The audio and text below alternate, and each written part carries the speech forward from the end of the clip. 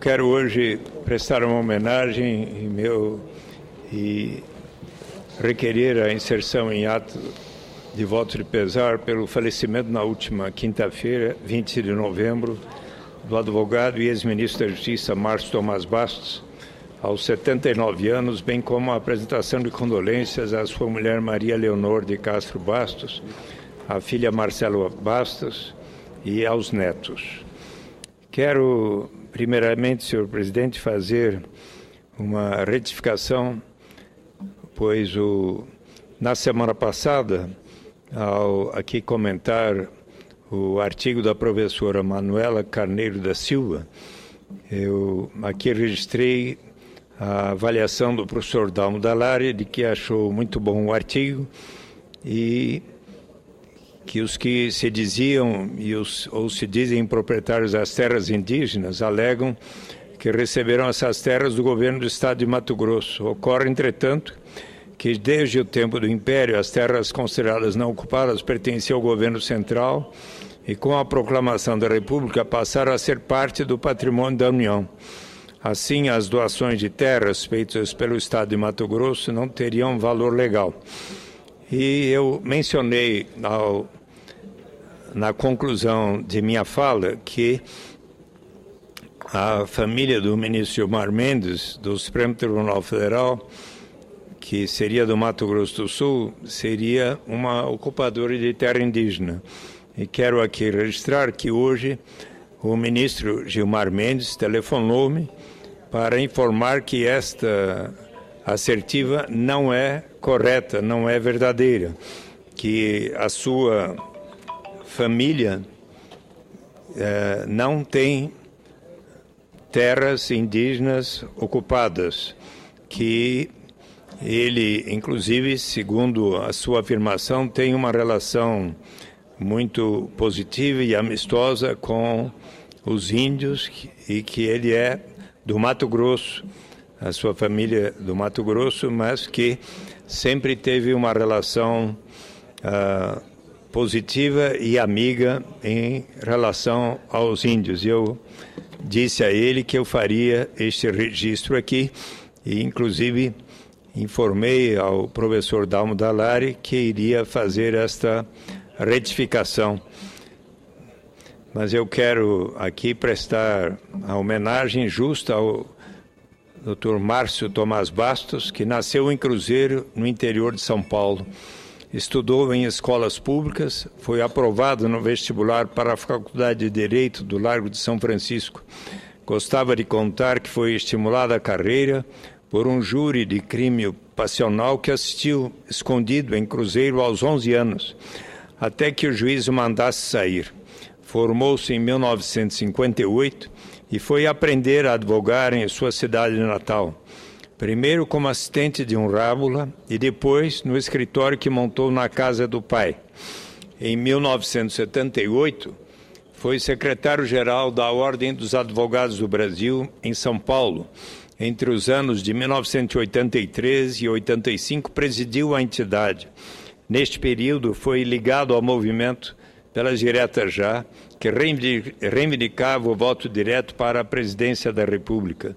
Em 1990, após a eleição do presidente Fernando Collor, integrou o governo paralelo instituído pelo Partido dos Trabalhadores como encarregado do setor de Justiça e Segurança.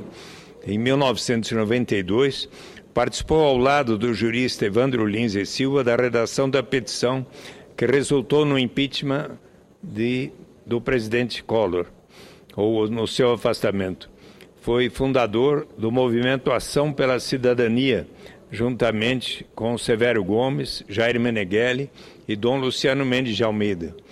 Comandou o Ministério da Justiça entre 2003 e 2007, no primeiro mandato do ex-presidente Luiz Inácio Lula da Silva.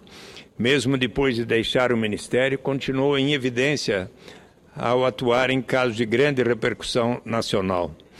Como dirigente da UAB, quando houve a prisão de advogados como Dalmo Dallari e José Carlos Dias, Márcio Tomás Bastos protestou veementemente contra aquelas arbitrariedades. Como advogado, Márcio lutou na defesa de seus clientes, sempre deixando claro que o direito ao contraditório é um direito inalienável, não importando qual fosse o crime que a pessoa fosse acusada.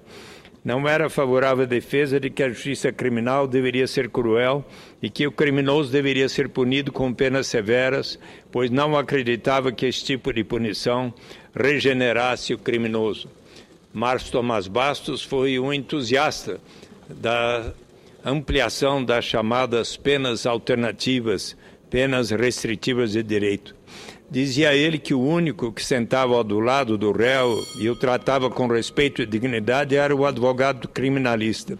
Foi um advogado corajoso, combativo e de grande conhecimento jurídico.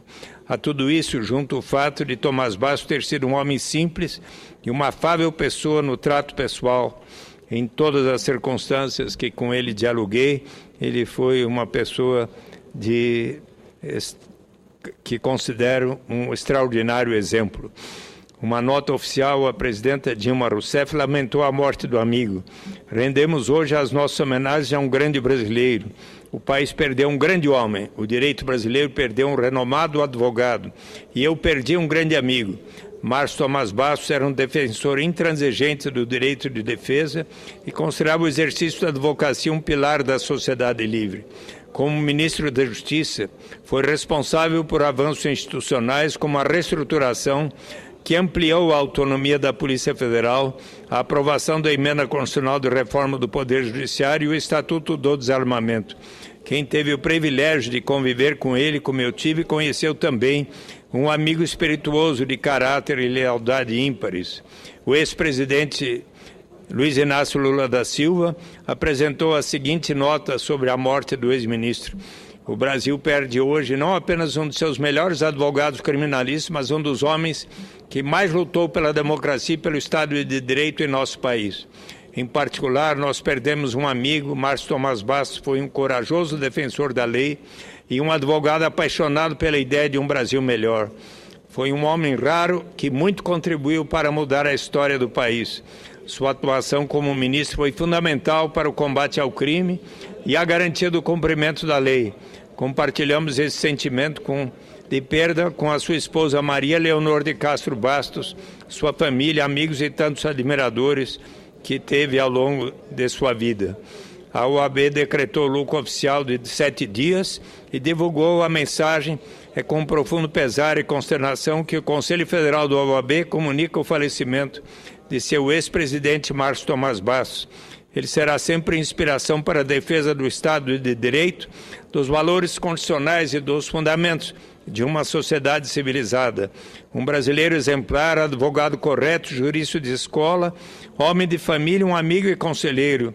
O luto institucional se soma à tristeza pessoal pela irreparável perda deste inigualável presidente de sempre do Conselho Federal da UAB. Nessa hora não existem palavras para transcrever o que sinto no coração. Quero que todos os familiares e amigos de Márcio Tomás Bastos saibam que, assim como ele, sinto muita sua falta. Devemos lembrar que estamos aqui apenas de passagem. A saudade nos visitará durante muito tempo, mas não importa, algum dia nos encontraremos em lugar melhor. Muito obrigado, senhor presidente. Solicito, portanto, que seja considerado o presente requerimento de ato de voto de pesar por Márcio Tomás Bastos. Com certeza será dado encaminhamento, assegurando o voto de pesar, conforme proposto por Vossa Excelência. Senador Eduardo Suplicy.